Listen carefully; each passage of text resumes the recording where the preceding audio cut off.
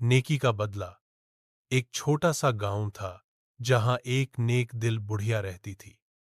वह रोजाना एक रोटी दरिया में डाल दिया करती थी और कहती, शायद किसी भूखे के काम आ जाए। गांव के लोग उसे पागल समझते, लेकिन वह रोज यही प्रक्रिया दोहराती। कई साल बीत गए। एक दिन उस गांव पर डाकुओं ने हमला किया। सब लोग भयभीत थे, मगर अचानक एक सिपाही आया, डाकुओं को भगा दिया और गांव को बचा लिया।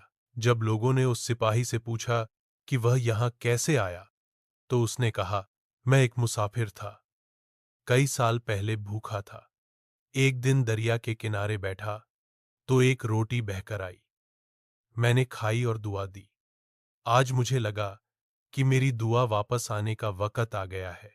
सबक, कभी भी नेकी का बदला जाया नहीं जाता।